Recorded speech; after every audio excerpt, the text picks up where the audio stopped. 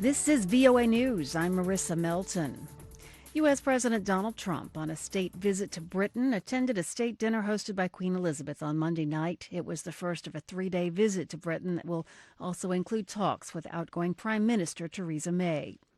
President Trump wore a white tie and tails, and the Queen, Mrs. Trump, and several other women in the royal family wore white dresses to the lavish affair.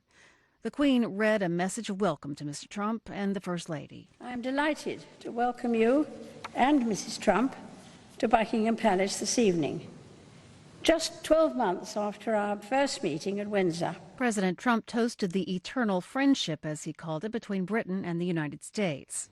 On behalf of all Americans, I offer a toast to the eternal friendship of our people, the vitality of our nations, and to the long-cherished and truly remarkable reign of Her Majesty the Queen.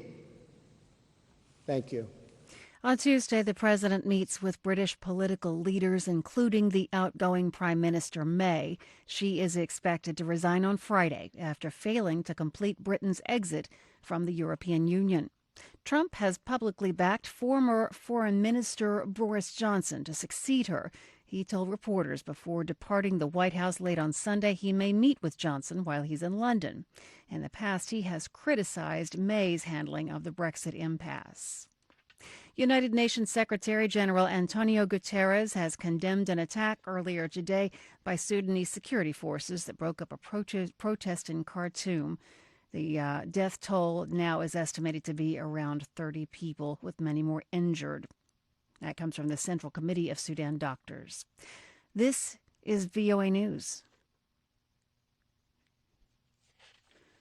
Chicago police say the city has weathered its most violent weekend of the year, with 52 people shot and 10 killed. Since Friday, Police Superintendent Eddie Johnson on Monday said the city had reached what he called a despicable level of violence. Police believe the majority of the violence comes from gang activity. Johnson said a total of 92 firearms were seized since Friday, or nearly double the amount seized in a typical weekend. White House economist Kevin Hassett says his decision to step down after nearly 2 years on the job has nothing to do with President Trump's proposed new tariffs on Mexico.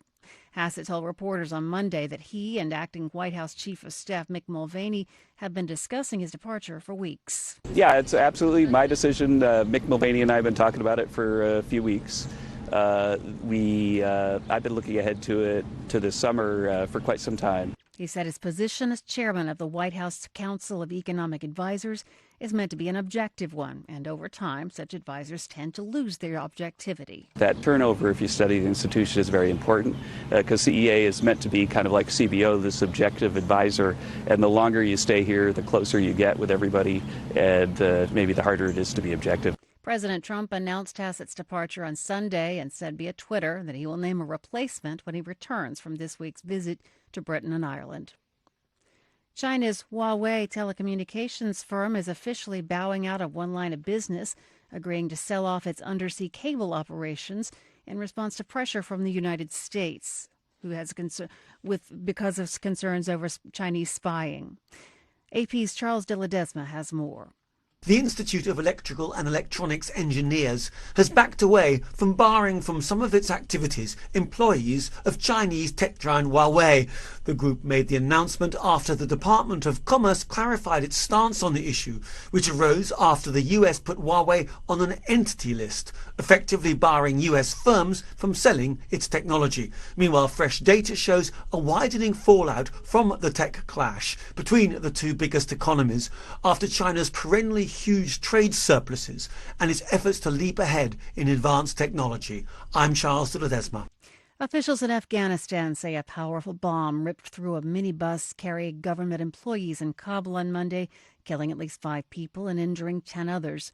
The deadly attack in the capital occurred on the eve of annual Eid al-Fitr festivities that mark the end of the Islamic fasting month of Ramadan.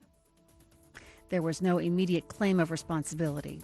I'm Marissa Melton. This is VOA News.